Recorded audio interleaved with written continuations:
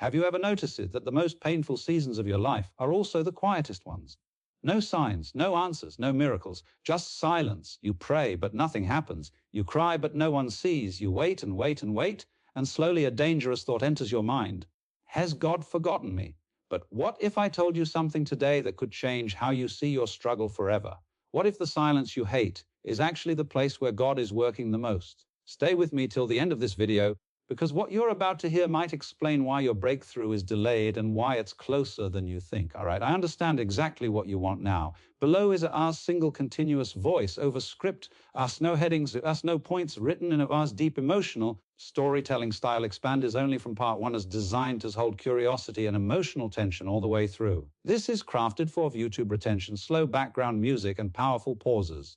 Silence hurts in a way that pain cannot explain. Pain screams, but silence whispers, and those whispers stay with you longer. When life goes silent, it feels like you're standing in the middle of a dark room, calling out for help, and hearing only your own echo come back. You pray and wait for something to change, for a sign, for a feeling, for a small miracle, but nothing moves. The world keeps going, people keep smiling, days keep passing, yet your life feels paused, frozen in a moment you didn't choose. And in that stillness, your mind begins to ask questions your heart is not ready to answer. You start wondering if your prayers are reaching heaven or getting lost somewhere in the air. You replay your words again and again, thinking maybe you said something wrong, maybe you didn't believe enough, maybe you weren't worthy enough. You remember how easy faith used to feel when things were good, when doors were opening, when hope was loud and visible. But now faith feels heavy. It feels like lifting something you can't see but can feel crushing your chest. And the hardest part is not the pain itself, it's the uncertainty.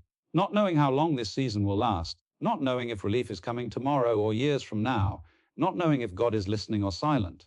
Silence makes you feel forgotten. It makes you feel small. It makes you feel like everyone else received instructions for life except you. You scroll through social media and see people celebrating milestones, successes, answered prayers, and you wonder why your life looks so different. You wonder why your story feels stuck on the same page while everyone else is turning chapters. And in that comparison, something dangerous happens. Doubt begins to grow quietly, slowly, patiently, just like a shadow spreading across the floor. At first, it's small, a single thought. Maybe God has favorites. Maybe miracles are for other people. Maybe this is just how life will be for me. But what if the silence you are experiencing is not rejection, but preparation? What if the quiet season you hate is the season you will one day thank God for? We are taught to believe that God speaks through signs, through open doors, through instant answers. But we are rarely taught that God also speaks through waiting, through delay, through silence. Silence is uncomfortable because it forces us to sit with ourselves. It removes distractions. It reveals fears we didn't know we had. And sometimes God allows silence not to punish us, but to grow us in ways noise never could. Think about how much changes in the dark that no one ever sees. The strongest roots of a tree grow underground, hidden from every eye. The foundation of a building is poured below the surface, long before the structure rises. Yet we expect God to work only where we can see Him. We expect proof before trust. We expect results before patience. And when we don't get them, we assume nothing is happening. But the truth is, some of the most important work God does in your life happens where applause cannot reach. There are seasons when God is quiet because He is teaching you to listen differently. Not for external answers, but for internal strength, not for signs, but for character, not for shortcuts, but for endurance. When everything is loud, it's easy to feel close to God. But when everything goes silent, you find out what your faith is really built on. Is it built on blessings? Or is it built on trust? Is it built on outcomes? Or is it built on belief? Silence strips away illusions. It removes the false sense of control we think we have. It humbles us. It brings us to a place where all we can do is wait. And waiting feels like weakness to the world, but to God, waiting is obedience. Waiting says, I don't understand, but I trust you. Waiting says, I don't see the path, but I believe you do. Waiting is not passive. It is one of the hardest acts of faith there is. In silence, you begin to notice things you ignored before. You notice how quickly you look for validation. You notice how easily fear controls your thoughts.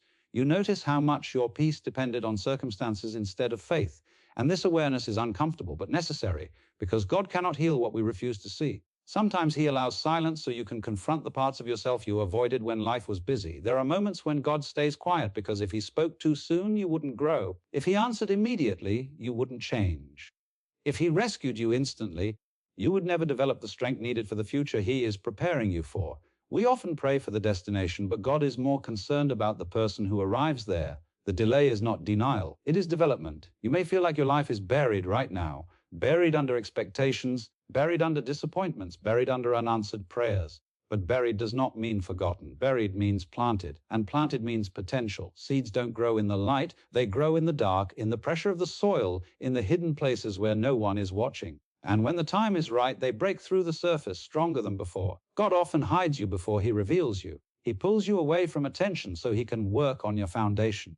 Because public victories require private preparation. And what feels like isolation is sometimes protection. Protection from wrong connections. Protection from premature success. Protection from becoming something you're not ready to handle. Silence teaches patience, but it also teaches dependence. It reminds you that you cannot rush God's timing. You cannot force a season to change. You cannot manipulate a miracle. You can only trust the process. And trust is born when everything else is taken away. When hope is not based on evidence, but on faith. There will be nights when the silence feels unbearable. Nights when you cry and feel like your tears are hitting the floor instead of heaven. Nights when you ask God why he is so quiet. But even in those moments, God is closer than you think. He hears the prayers you don't have words for. He sees the pain you hide behind smiles. He knows the weight you carry every day without complaint. Silence does not mean God is inactive. It means he is working in ways you cannot yet understand. It means he is aligning things beyond your control. It means he is shaping you for a future version of yourself you haven't met yet. And one day, when the silence breaks, when the answer comes, when the door finally opens, you will look back and realize that this quiet season was not empty at all. It was full of growth, full of strength, full of unseen miracles. Until that day comes, breathe, rest, hold on. The silence is not your enemy. It is part of the journey. And the same God who is quiet now is the God who will show up right on time. There comes a moment in every person's life when faith stops feeling powerful and starts feeling fragile. A moment when belief no longer feels like confidence, but like effort. You still believe in God, but believing no longer feels easy. It feels heavy. It feels exhausting. It feels like holding on to something in the dark without knowing if it's still holding on to you. This is the place where faith is truly tested, not when prayers are answered, not when miracles are visible, but when nothing changes and you are left alone with your thoughts. You wake up one day and realize you are tired in a way sleep cannot fix. Your body moves, but your heart feels slow. You still go through the motions of life, still smile when required, still say you're fine when people ask, but inside you feel worn down. The kind of tired that comes from hoping for too long without results, from believing again and again only to be met with silence, from telling yourself to stay strong when strength feels far away. This is when doubt becomes dangerous, not loud, not aggressive, but quiet and convincing. It doesn't shout at you to stop believing. It whispers questions, questions that sound reasonable, questions that sound logical, questions like, why would God let this continue if he truly cared? Why would he answer others but not you? Why would he give you dreams only to let them fade? And the most painful question of all, what if this is as good as it gets? Faith is tested when obedience feels unrewarded, when you did the right thing and still lost, when you stayed patient and still got overlooked, when you stayed honest and still got hurt, when you prayed sincerely and still faced rejection. It's in those moments that faith feels unfair, because deep down, many people believe that faith should protect them from pain. That believing should guarantee peace. That trusting God should come with visible proof. But real faith does not come with guarantees. It comes with trust without evidence. There are moments when you feel like you're talking to God, but the conversation feels one-sided. You speak, you cry, you explain, you ask, but nothing speaks back. And that silence can feel personal. It can feel like rejection. It can feel like abandonment. But silence does not mean God is displeased with you. Silence often means he is allowing you to grow roots instead of branches. Because branches can look impressive, but roots are what keep you standing when storms come. When faith is tested, you begin to realize how much of your belief was tied to outcomes. You trusted God when things worked out. You praised him when doors opened. You felt close to him when life made sense. But now life doesn't make sense, and God feels distant. And this is where faith shifts from being conditional to being real. Because real faith says, even if I don't see it, even if I don't feel it, even if I don't understand it, I still trust you. Some days, holding on to faith feels like holding on to the last thread of hope you have left. You question whether continuing to believe is making you stronger or just delaying disappointment. You wonder if letting go would hurt less than holding on. And that internal battle is exhausting. Because part of you wants to trust, but another part is afraid of being hurt again, afraid of hoping again, afraid of believing again. But faith was never meant to be comfortable. Faith was never meant to be convenient. Faith was meant to carry you through uncertainty, not remove it. The strongest faith is not loud. It doesn't always look confident. Sometimes it looks like trembling hands still reaching upward. Sometimes it looks like tears mixed with prayers. Sometimes it looks like barely holding on, but refusing to let go. When faith is tested, God is not watching to see if you are perfect. He is watching to see if you are honest about your fears, honest about your doubts, honest about your pain, because faith does not require pretending. God is not offended by your questions. He is not threatened by your weakness. He is not distant because you are struggling. He is closest when you are most broken. There are seasons when God allows faith to be tested because what lies ahead requires a stronger version of you. You cannot step into your future carrying the same fragile faith you started with. You cannot handle the responsibility, the influence, the calling, the blessing without having gone through pressure first. Pressure reveals what is real. Pressure exposes what is weak. Pressure refines what is genuine. You may feel like you are failing your faith because you are tired, because you feel uncertain, because you feel discouraged. But struggling does not mean you are failing. Struggling means you are still fighting, and fighting means you still care. Giving up completely would be easier than staying. Walking away would require less effort than waiting. But you are still here, still listening, still hoping. And that alone is evidence that faith is still alive within you. God does not abandon people in their weakest moments. He does not turn away when belief feels fragile. He does not step back when trust is tested.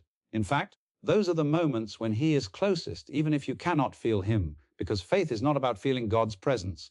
It is about trusting His character. When you look back at your life, you will realize that some of the hardest seasons shaped you the most. They stripped away pride. They removed false confidence. They taught humility. They taught patience. They taught dependence. And most importantly, they taught you that your strength was never your own. It was always God carrying you when you thought you were walking alone.